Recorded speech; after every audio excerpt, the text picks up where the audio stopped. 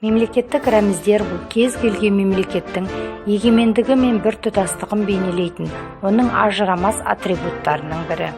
Қазақстан Республикасында мемлекеттік ту, мемлекеттік елтаңба және әнұран мемлекеттік рәміздер болып табылады.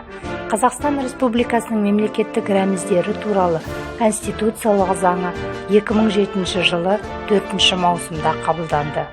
Осы заңға сәйкес жыл сайын 4 маусым Қазақстан Республикасында мемлекеттік рәміздер күні ретінде мерекеленеді.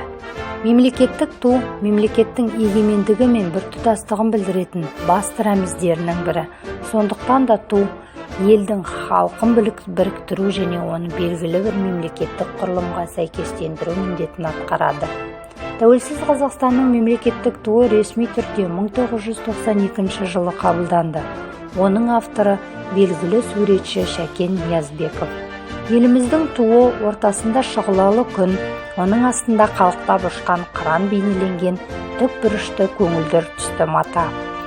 Тудың сабының тұсында тік жолақ түрінде ұлттық өрнек нақышталған. Күн, оның шұғыласы, қыран және ұлттық өрнек бейнесі алтын түстес. Мемлекеттік елтаңба да мемлекеттің басты рәміздерінің бірі.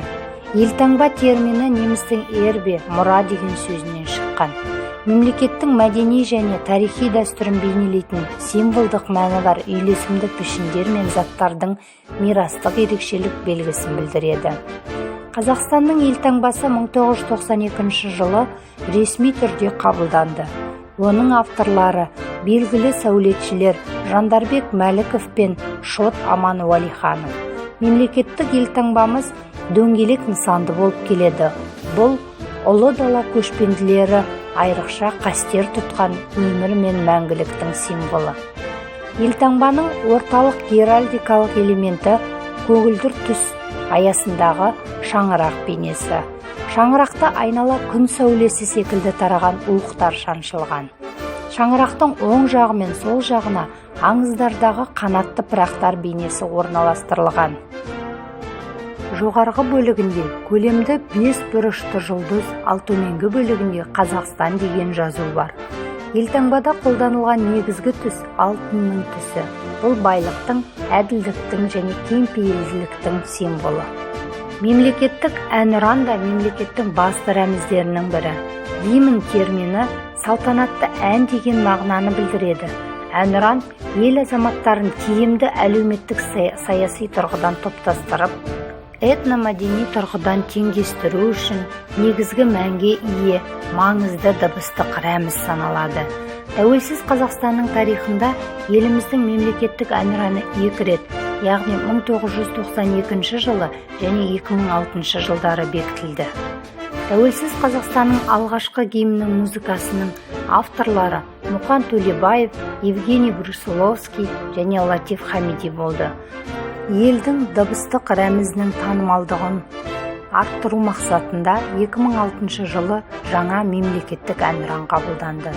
Оның негізі ретінде халықтың арасында кеңінен танымал «Менің Қазақстаным» патриоттық әні таңдап алынды. Ол әнді Шәмші Қалдаяқов 1956 жылы ақын Жұмекен Нәжмеденовтың сөзіне жазған болатын. Қазақстан Республикасының тұңғыш президенті Нұрсұлтан Назарбаев бұл әнге мемлекеттік гимн жоғары мәртебесін беру және анағұрлым салтанатты шырқалуы үшін музыкалық туындының бастапқы мәтінін өңдеді. Сөйтіп, Қазақстан парламенті 2006 жылы 6 қаңтарда палаталардың бірлескен отырысында мемлекеттік рәміздер туралы жарлыққа тиісті түзету енгізіп, еліміздің жаңа мемлекеттік әнұранын бекітті. Рәміздер бойынша елімізді тануға, оны бүкіл әлем жұртшылығына танытуға болады. Өйткені оларда халқымыздың бастан кешкен тарихы, арғы-бергі мәдениеті жатыр. Сол себептен де рәміздерге деген құрмет, отансүйгіштік сезімнің бастау көзі болмақ.